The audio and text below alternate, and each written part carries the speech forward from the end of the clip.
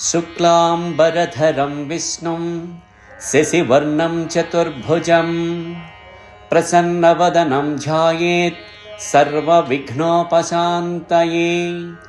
व्यासं वसिष्ठनप्तारं शक्तेर्पौत्रमकल्मषं पराशरात्मजं वन्दे सुकतातं तपोनिधिं। व्यासाय विष्णुरूपाय व्यासरूपाय विष्णवे नमो वै ब्रह्मनिधये वासिष्ठाय नमो नमः। अविकाराय शुद्धाय नित्याय परमात्मने सदैकरूपरूपाय विष्णवे सर्वजिष्णवे यस्य स्मरणमात्रेण जन्म संसारबन्धनात् विमुच्यते। नमस्तस्मै विष्णवे प्रभविष्णवे। ॐ नमो विष्णवे प्रभविष्णवे। श्रीवैशम्पायन उवाच श्रुत्वा धर्मानशेषेण पावनानि च सर्वशः युधिष्ठिरस्यान्तनवं पुनरेवाभ्यभाषत। युधिष्ठिर उवाच किमेकं दैवतं लोके किं वाप्येकं परायणं स्तुवन्तः कं कमर्चन्तः प्राप्नुयुर्मानवाः शुभम्। को धर्म सर्वधर्माणां भवतः परमो मतः किं जपन्मुच्यते जन्तुर्जन्म संसारबन्धनात्।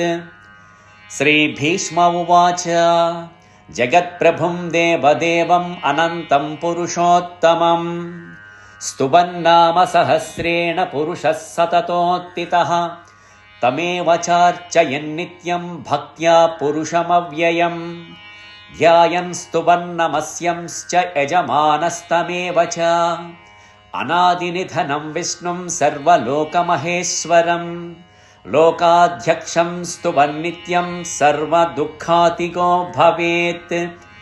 ब्रह्मण्यं सर्वधर्मज्ञं लोकानां कीर्तिवर्धनं लोकनाथं महद्भूतं सर्वभूतभवोद्भवम् एष मे सर्वधर्माणां धर्मोऽधिकतमो मतः यद्भक्त्या पुण्डरीकाक्षं स्तवैरर्चेन्नरः सदा।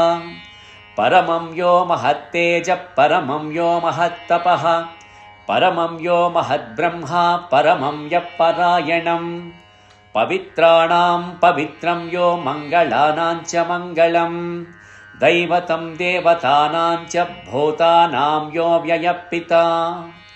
यतः सर्वाणि भूतानि भवन्त्यादियुगागमे यस्मिंश्च प्रलयं यान्ति पुनरेव युगक्षये तस्य लोकप्रधानस्य जगन्नाथस्य भूपते विष्णोर्नाम सहस्रं मे शृणु पापभयापहम्।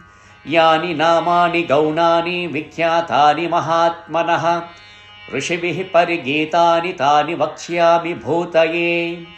ऋषिर्नाम्नां सहस्रस्य वेदव्यासो महामुनिः छन्दोनुष्टुप् तथा देवो भगवान् देवकीसुतः अमृतांशोद्भवो बीजं शक्तिर्देवकीनन्दनः त्रिसामाहृदयं तस्य स्यान्त्यर्धे विनियुज्यते।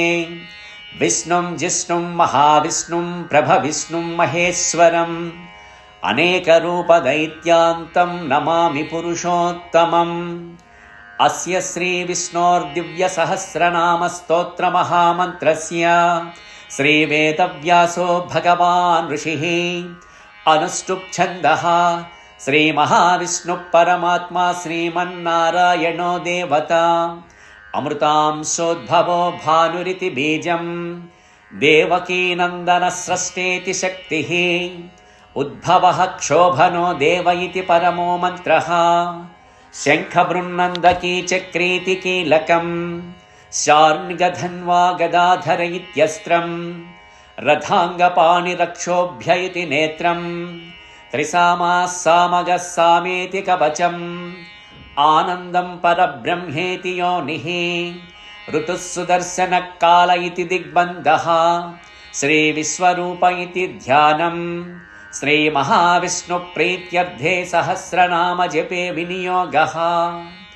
ध्यानम् क्षीरोधन्वत्प्रदेशे शुचिमणिविलसत्सैकते मौक्तिकानाम् माला क्लुप्तासनस्तस्फटिकमणिनिभैर्मौक्तिकैर्मण्डिताङ्गः शुभ्रैरभ्रैरदभ्रैरुपरि विरचितैर्मुक्तपीयूषवर्षैः आनन्देन पुनीयादरिनलिन गदा शङ्खपाणिर्मुकुन्दः भोः पादौ यस्य नाभिर्वियदसुरनिलश्चन्द्रसूर्यौ च नेत्रे कर्णावासाशिरौद्यौर्मुखमपि दहनो यस्य वास्तेयमब्धिः अन्तस्तं यस्य विश्वं सुरनरकगो भोगि गन्धर्वदैत्यैः चित्रं रम्यते तं त्रिभुवनवपुषं विष्णुमीशं नमामि।